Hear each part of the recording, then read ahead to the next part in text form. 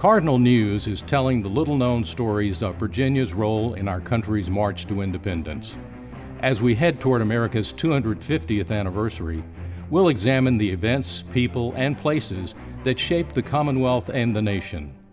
Together we can better understand the role of our ancestors beyond what's in the history books. This is Cardinal 250, made possible in part by funding from the Virginia American Revolution 250 Commission. Hello and welcome to Cardinal 250. I'm Dutchie Jessee with Cardinal News, an independent nonprofit news source that covers Southwest and Southside Virginia. Our website is cardinalnews.org. Cardinal 250 is a project that highlights the history of Virginia and its people in the lead up to our country's founding. And if you visit cardinalnews.org, you'll see among the news topics we cover every day, there's also a tab for projects, and that's where you'll find Cardinal 250. We publish Cardinal 250 stories monthly. This podcast is in conjunction with that project. So we're going to begin this podcast series with an overview of the Virginia 250 Commission. What is it? Who is on it? To answer those questions and more, we have Cheryl Wilson, Executive Director for the Virginia American Revolution 250 Commission, or we'll just call it Virginia 250. Welcome, Cheryl, and thank you for joining us. Oh, thank you, Dutchie. I'm so honored to be the first guest for the podcast series. So thank you for having me. Happy to be here. Yeah, so we want to start out by just letting people know, what is this commission? What is Virginia 250?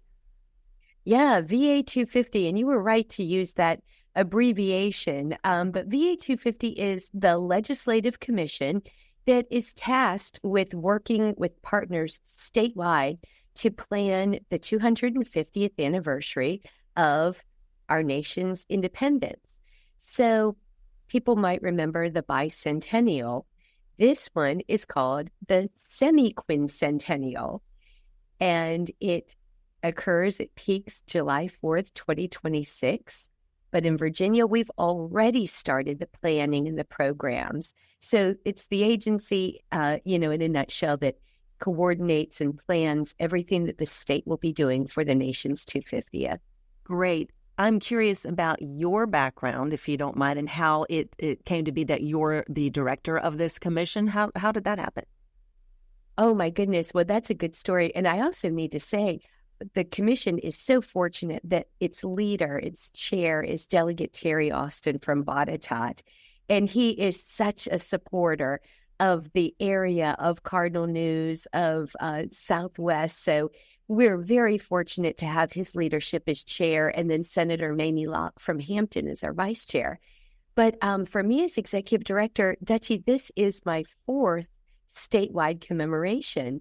My career has been with the General Assembly, and this is an agency of the General Assembly, but I have been honored to work on the statewide commemorations, the 150th anniversary of the Civil War in Virginia, the 100th anniversary of World War I, the 75th anniversary of World War II, and now the 250th of the nation's independence. All right. So I have to ask you then, putting you on the spot, do you like that kind of work? It sounds like maybe you do. What's involved with that? I love commemorations because it's all about partners. It's all about good people working together for a good cause. So I mentioned that my career's been with the General Assembly. I think I have about 37 sessions now with the General Assembly under my belt and have done many things in that. But the General Assembly, of course, as it prioritizes something, that becomes staff's priority too. And that's how I've come to work on these commemorations in a nutshell, I'd say. But the partnerships that we create to really do a statewide commemoration well, every locality, 134 localities, join together. And to really be able to create something statewide that benefits us all, that brings us all together to provide programs and help and assistance, agencies, museums, localities, historical societies. That's what's really so invigorating.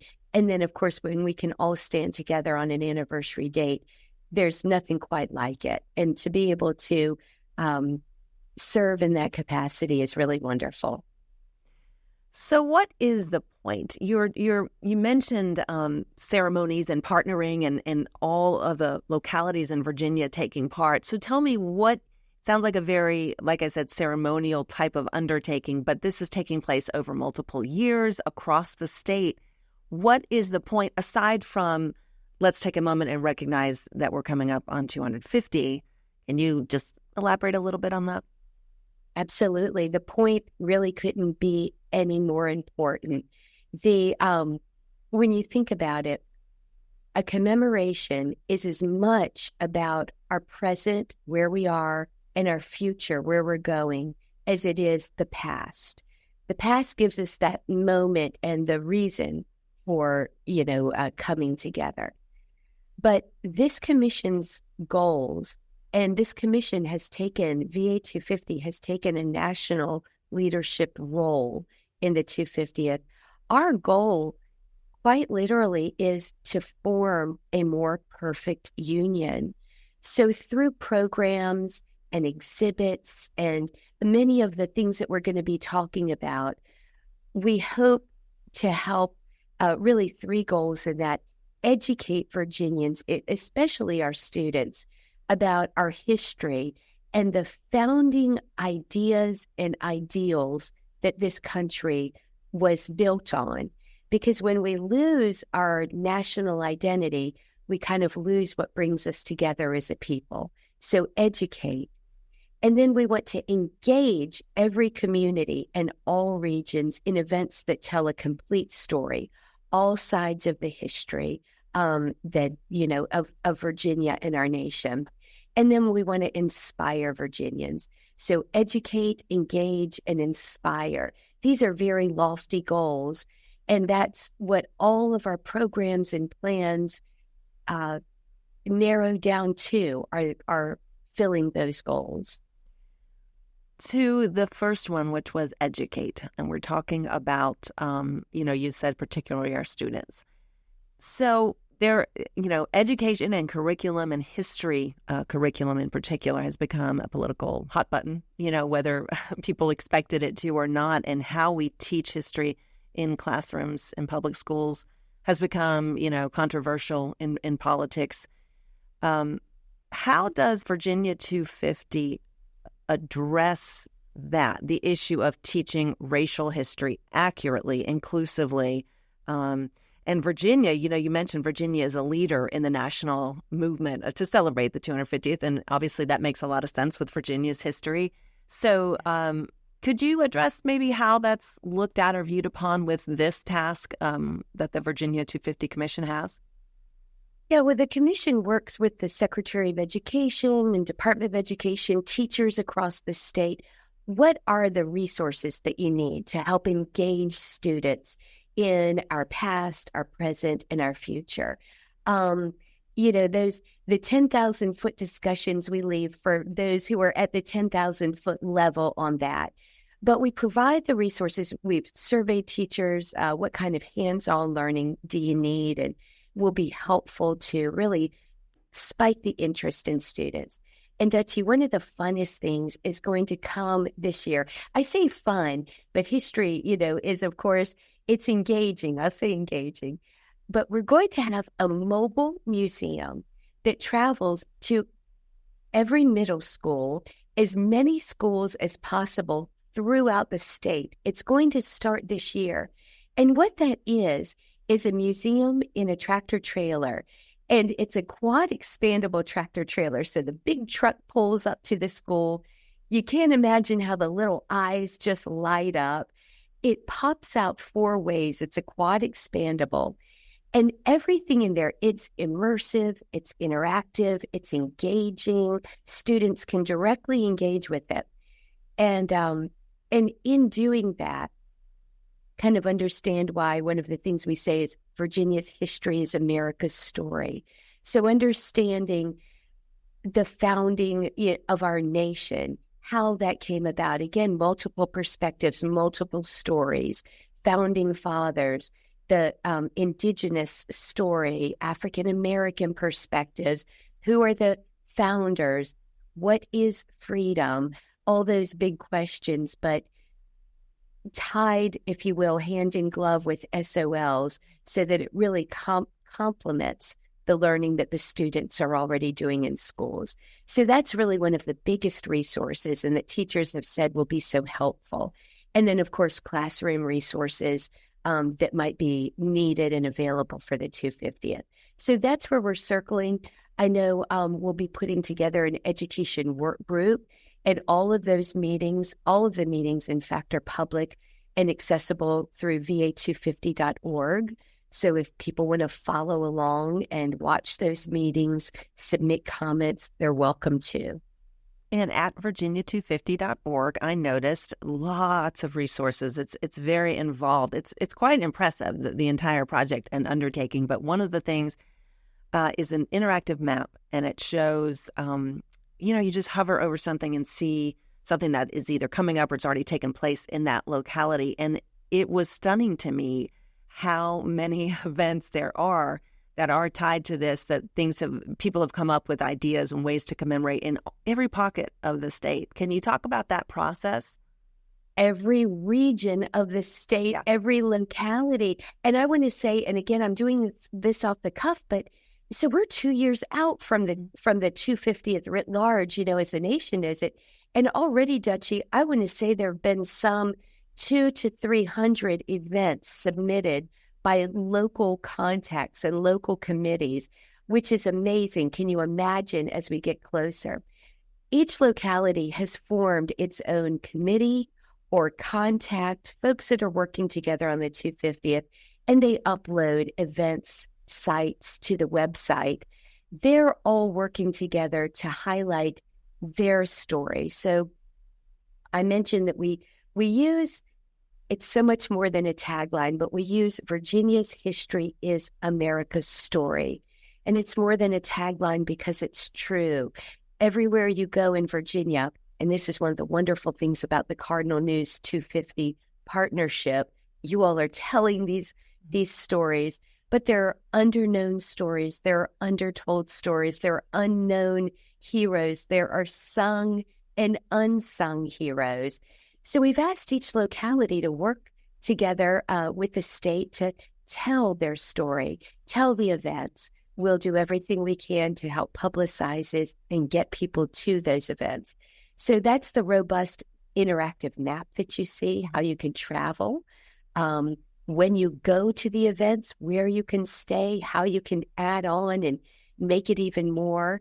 We work closely with Virginia Tourism Corporation to have travel itineraries to really make a weekend or week trip. And again, we are 2 years out. We want to bring the world to Virginia and through technology, send Virginia to the world. So even when they can't join the events, many times there are virtual options. And it's what you see when you look at that is the pride of the state coming together to tell their story. Can you tell me about A Common Cause to All? I noticed that, and that was fairly recent. Yes, it was A Common Cause to All. That is, we started it last year, and it's an annual program where Virginia invites 250th leaders from across the nation to come together, to plan, to spark great ideas. And I'll tell you how it started. Last year, we realized, and this is done in partnership, I should say, with Colonial Williamsburg Foundation, who are just wonderful on the commission and wonderful partners. But we realized last year that it was the 250th anniversary of the Committee of Correspondence. Now, Dutchie, you and your listeners are much smarter than I am, so you probably know what that is. I had to Google it. But the Committee of Correspondence were the founding fathers, Thomas Jefferson, Richard Henry Lee, meeting in the Raleigh Tavern there in Colonial Williamsburg. They didn't have text message and instant messenger, so they would correspond and start corresponding with other states, boiling it down to its most essential points. Something big is happening. Let's all join together to see what we can do. Well, we took that very concept. Something big is happening. The nation's 250th is coming. Let's all join together 250th planners and see how we can collaborate, how we can make this wonderful in our own states, but really nationwide. Again, this is how Virginia takes that national leadership role, that convening role, truly believing that a rising tide lifts all boats. Well, Dutchie, last year, we just put the call out to fellow 250th planners, the folks do my job, Delegate Alston's job, commission members. And we said, would you like to come to Williamsburg? Colonial Williamsburg put together a great program in conjunction with the Virginia Museum of History and Culture and Jamestown Yorktown Foundation. We had 300 people register from some, I want to say, 31 states and about 40 localities across Virginia. It was powerful. Mm-hmm. The term, a common cause to all, comes from Thomas Jefferson's writing in the Committee of Correspondence papers, where he said, this is a common cause to all. We adopted that as our rally cry.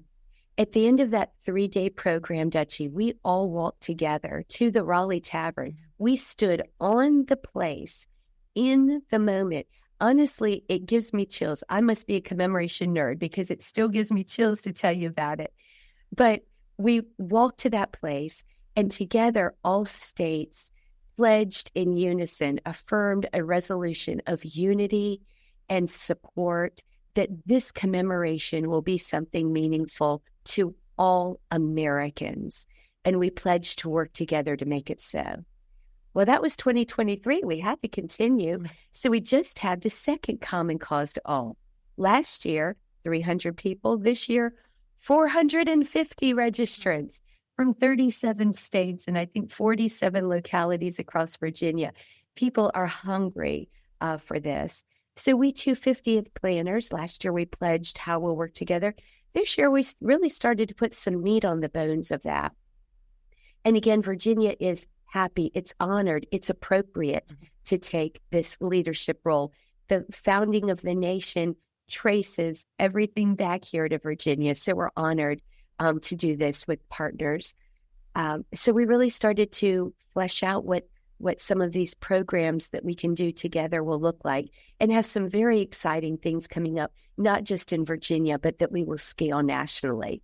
We will have the last Common Cause to All next year, and it will be right at the same time as the 250th anniversary of Patrick Henry's Give Me Liberty or Give Me Death speech.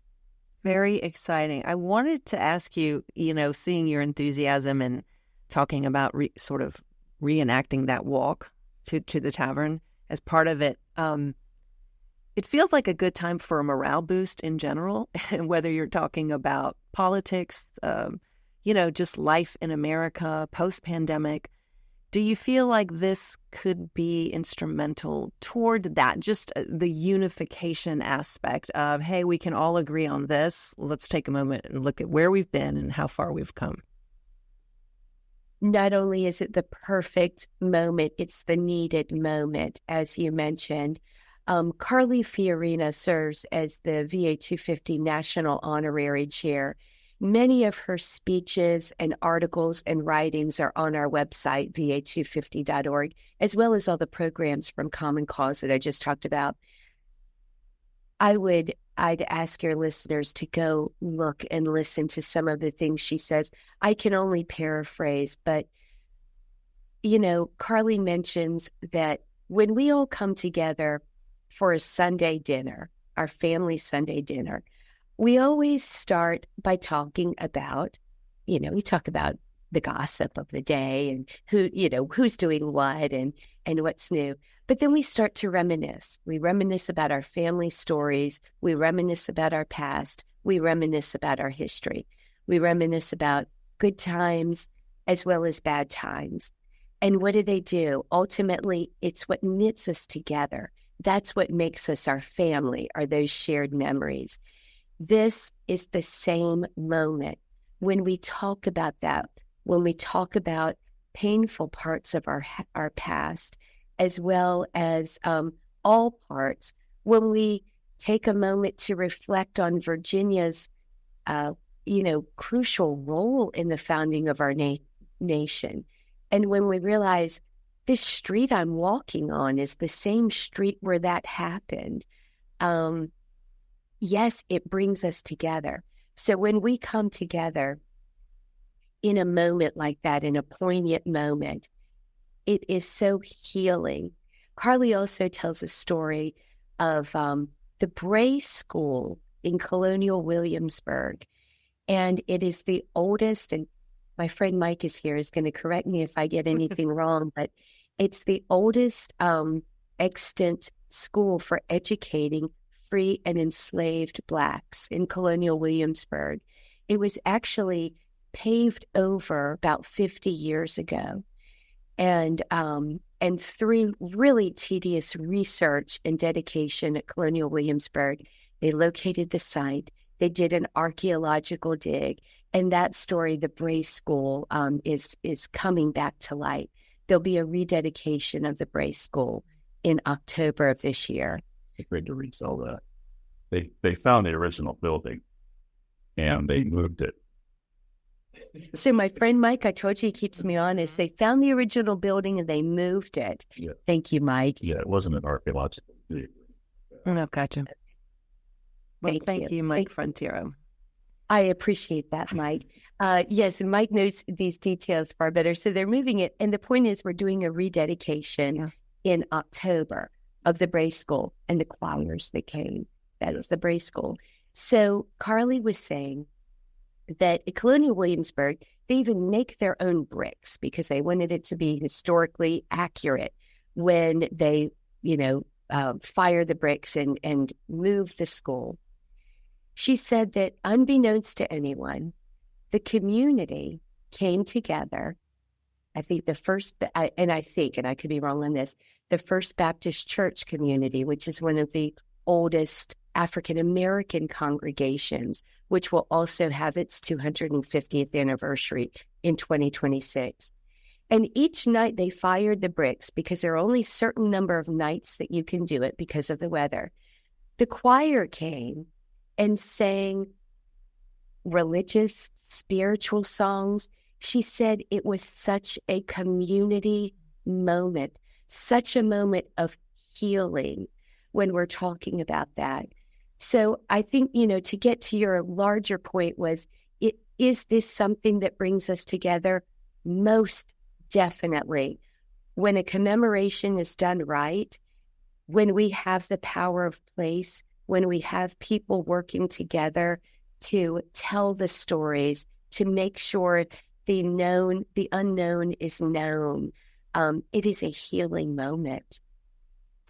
Well, it's all very exciting, and I think your enthusiasm is contagious, Cheryl Wilson. So thank you very much for that. And will we see you in our part of the state? And I say that, this is a podcast, you can listen anywhere, but Cardinal News is read by a lot of people, but we cover Southwest and Southside Virginia. So are you going to be coming to our area as part of any of these events? Will we be seeing you? My friends, you're going to be seeing more of VA 250 than you can shake a stick at. Right. That's one reason we have a truck as one of our signature events. A truck can go everywhere. So I'll come anytime. Delegate Terry Austin, who is so very passionate about the area. We will be having, I do want to say, next year in January, there'll be the Fincastle Resolutions, the 250th anniversary of the Fincastle Resolutions. That's a significant moment. So we'll be working with local partners to plan something very exciting. Follow along at VA 250 on what's happening in Southwest. We'll be coming to your schools. We'll be coming to events. We'll be coming to museums and historical societies. And then feel free to come and travel the state with us. This year, we'll be starting with a July 4th program at the state capitol, followed by next year a July 4th program at Fort Monroe, and in 2026, a July 4th program at Colonial Williamsburg. So I say we all link arms, make the state our kind of roadmap for the next few years, and you will see plenty of VA 250. I also want to say you'll be able to see it on cars near you because just this session, the General Assembly passed a bill to have a special license plate. So there will be, I don't know if you can see it, there'll be a VA 250 license plate available in July so we can all show our spirit together. That's great. Now, real quick, are these events meant to be like all free? Are we talking about events that anyone can just grab their kids and go? All the 4th of July events, all the events that the commission does are free and open to the public. We always try to have a statewide component to every program the commission does, the VA 250 commission. So, for example, we just talked about a common cause. Every one of those presentations and programs is available on the website, va250.org. You can watch the video, same as you were. July 4th, we'll have a web stream. So everything the commission does is available to the public with a statewide component. So no charge on our end. Local museums, of course, may still have an admission fee, but no charge for the mobile museum. We want to see you. We want to see you often when it starts. Great. So va250.org is the website. Yes, and follow across social media as well. Great. So Cheryl Wilson, who is the Executive Director for the Virginia American Revolution 250 Commission, thank you so much. I think we'll probably be talking again at some point in this podcast series, but thank you so much for letting us know what this commission is all about. And we'll just keep on rolling, and we'll see you soon. Thank you for the opportunity, Dutchie. It was great to be with you and to connect with your listeners. Hope to see you all soon. Thanks, everyone, for listening to this edition of Cardinal 250. If you want to know more, again, you can go to va250.org.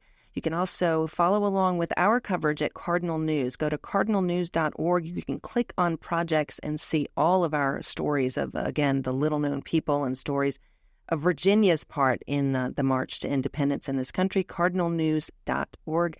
Thank you so much. Thanks for listening to Cardinal 250, made possible in part by funding from the Virginia American Revolution 250 Commission. For more information on Cardinal News 250, including the Cardinal 250 and other newsletters, visit cardinalnews.org.